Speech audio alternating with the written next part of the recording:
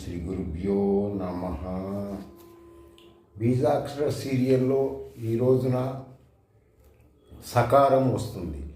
ఈ సకారం శబ్దధ్వని వచ్చే మంత్రములు పురస్చరణ చేస్తే సర్వశాస్త్రముల జ్ఞానము, అందులో ఉన్న నిగూఢ రహస్యాలు తెలుసుకోవటానికి ఉపయోగంగా ఉంటుంది. ఈ సకారం వచ్చేసి శ్రీ విద్యాపరంగా క్లీం సం శ్రీం ఈ విధంగా చేసుకుంటే ఉత్తమం. దీనికి తంత్రముగా త్రిసమము అంటే కరక్కాయి, బెల్లము, సొంటి కలిపి తీసుకుంటారు. దానివల్ల బాగా హెల్త్ పరంగా ఇంప్రూవ్మెంట్ వస్తుంది. సరే, మంత్రము అంటే కొన్ని పదముల యొక్క బంధనము. ఉదాహరణకి తాటి చెట్టులో నుంచి తాటి తేగలు వస్తాయి. తేగలు ఒక కట్ట కలిపి పెడతారు. ఆ కట్ట విడతీస్తే అని ఒక 100 వస్తాయి, కలిపి పెడితే ఒకటే వస్తుంది. ఆ విధంగా శ్రీ విద్య అంటే కొన్ని మంత్రములు, కొన్ని అక్షరములు, వాటిని బంధించి పెడతారు అచ్చులు అల్లులతో కలిపి. వాటిని మీరు తెలుసుకోండి.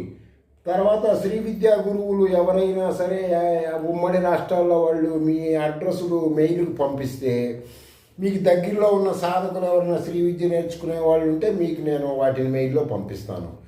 తర్వాత వచ్చేసి ఈ శబ్దాలు ఈ పద బంధనము ఎలా తెలుసుకోవాలి అంటే, ఉపనిషత్తుల్లో వచ్చేసి తత్వమసి అని ఒక పదము ఉంటుంది. తత్వమసి అని ఒక పదము. ఆ పదాన్ని విడతీయాలి.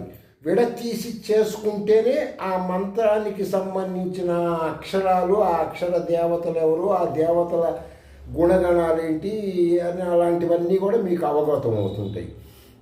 ఉదాహరణకి తత్వమసిలో తత్తు ప్లస్ తత్తు అంటే, తర్వాత త్వం ప్లస్ అసి 3 పదాలుగా దాన్ని విడతీయాలి.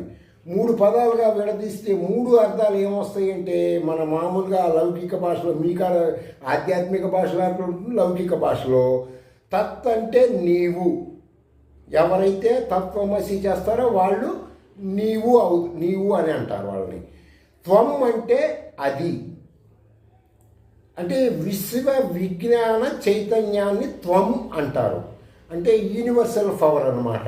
మీరు ఏ మంత్రం చేస్తున్నా ఆ మంత్ర జన్మకి కారకమైనటువంటి పరమాత్మ అన్నమాట త్వం. తర్వాత ప్లస్ పెట్టి అసి అని అంటారు. అసి అంటే ఉన్నావు. ఏమున్నావు? నీవు అది అయి ఉన్నావు. దాని అర్థం